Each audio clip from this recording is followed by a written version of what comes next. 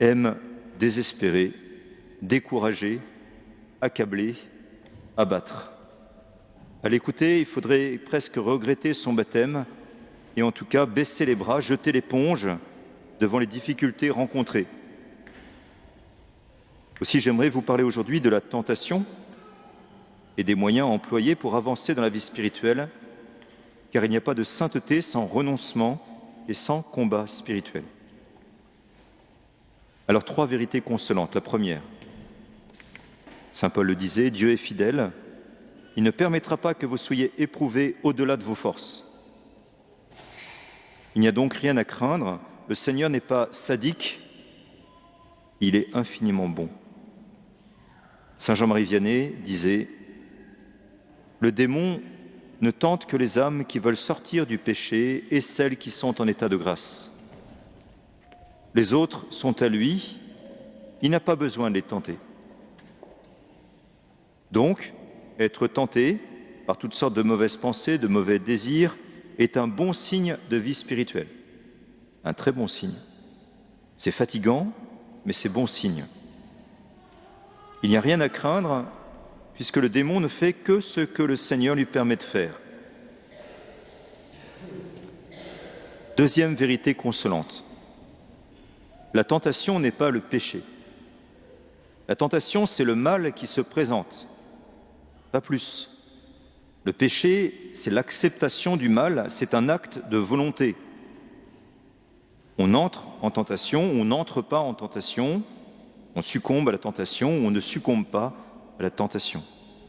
On est vainqueur de la tentation lorsqu'on la repousse, lorsque par un acte de volonté, on dit non.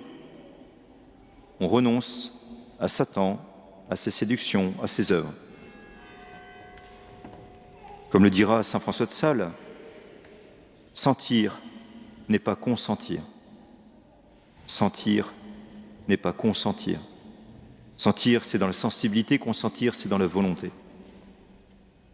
Sainte Catherine de Sienne, la grande Sainte Catherine de Sienne, a connu de nombreuses et fortes tentations pendant sa vie. Le Seigneur a permis cela pour sa sainteté.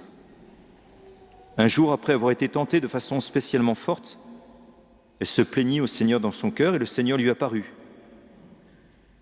Il y eut un dialogue entre elle et lui et elle nous rapporte ce dialogue. D'abord, Sainte Catherine se tourne vers Jésus. « Bon et très doux Jésus, où étiez-vous, tandis que mon âme était en proie à de tels tourments ?» Jésus répond « J'étais dans ton cœur, Catherine, car je ne m'éloigne que de ceux qui, les premiers, s'éloignent de moi en consentant au péché. » Comment, dit Catherine, vous étiez dans mon cœur, submergée des pensées les plus dégoûtantes? Dis-moi, Catherine, ces pensées te causent-elles de la joie ou de la tristesse? Ah Seigneur, une tristesse et un dégoût immense. Et qu'est-ce qui faisait que tu étais triste, sinon ma présence au milieu de ton cœur? Si je n'y avais pas été, tu aurais consenti à ces tentations. C'est moi qui te les ai fait repousser et t'en affliger, et j'étais ravi par la fidélité que tu me gardais pendant ce douloureux combat. Fin du dialogue. La tentation est une épreuve, mais elle nous donne l'occasion de préférer le Seigneur, de lui manifester notre amour en rejetant le mal. Catherine de Sienne fut tentée, mais elle n'entra pas en tentation, elle ne succomba pas, elle sortit victorieuse par la grâce de Dieu. Troisième vérité consolante, saint Paul nous la donne, avec l'épreuve, Dieu donnera le moyen d'en sortir et la force de la supporter. Mais pour cela, il faut prendre des moyens. Je vais vous en donner 6. Premier moyen, comme notre Seigneur au désert, on ne discute pas avec le démon. On lui dit non tout de suite. Dès qu'on se rend compte de la tentation, on dit non tout de suite, avec la volonté. Et on peut offrir la tentation pour demander la vertu opposée. Par exemple, je suis tenté contre la charité, de dire du mal de mon prochain, de lui casser la figure. Nous demandons un surcroît de charité au Seigneur. Nous sommes tentés par l'orgueil. Nous demandons la vertu d'humilité en offrant cette tentation d'orgueil. Le deuxième moyen, c'est la prière. Le Notre Père, bien sûr, la prière du Seigneur, où nous demandons « Ne nous laissez pas entrer, ne nous laissez pas succomber à la tentation, délivrez-nous du malin ». Je cite à nouveau saint François de Sales. C'est une image, c'est joli et c'est puissant. Sitôt que vous sentez en vous quelques tentations, faites comme les petits enfants quand ils voient le loup ou l'ours en la campagne. Car tout aussitôt, ils courent entre les bras de leur père et de leur mère, ou pour le moins, ils les appellent à leur aide et secours.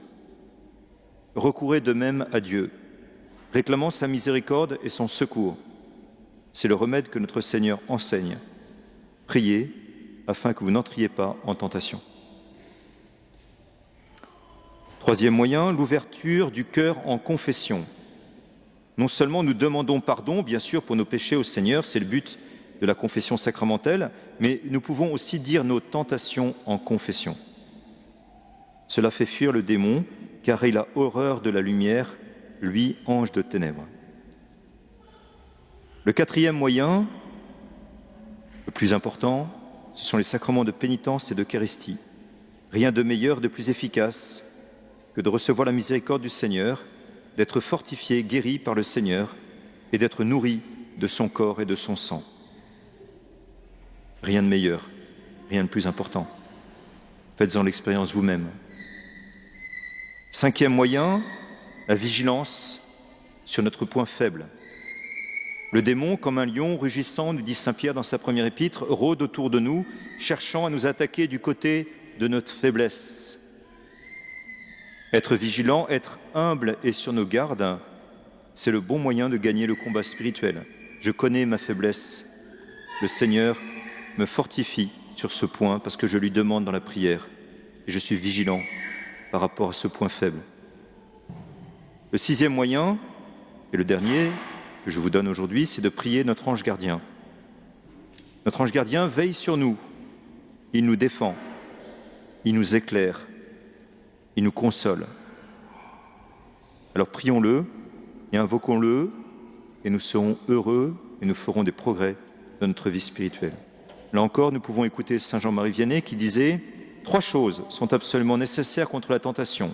La prière pour éclairer, les sacrements pour nous fortifier et la vigilance pour nous préserver. » Ainsi, nous n'avons rien à craindre.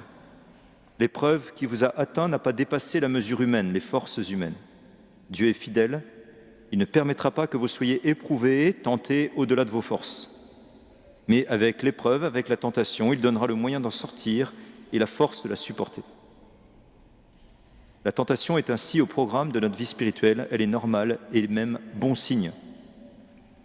Il n'y a pas de sainteté sans tentation et sans combat spirituel. Alors je vais citer maintenant saint Paul pour finir cette homélie dans l'épître aux Philippiens, dans la 2e épître aux Corinthiens.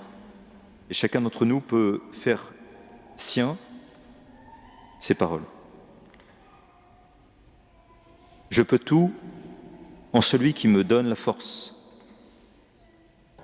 Pour m'empêcher de me surestimer, j'ai reçu dans ma chair une écharde, un envoyé de Satan qui est là pour me gifler, pour empêcher que je me surestime. Par 3 fois, j'ai prié le Seigneur de l'écarter de moi, mais le Seigneur m'a déclaré « Ma grâce te suffit, car ma puissance donne toute sa mesure dans la faiblesse. » C'est donc très volontiers que je mettrai plutôt ma fierté dans mes faiblesses, afin que la puissance du Christ fasse en moi sa demeure. C'est pourquoi j'accepte de grand cœur pour le Christ les faiblesses, les insultes, les contraintes, les persécutions et les situations angoissantes, car lorsque je suis faible, c'est alors que je suis fort. Amen. Du Père, du Fils, Saint-Esprit. Amen.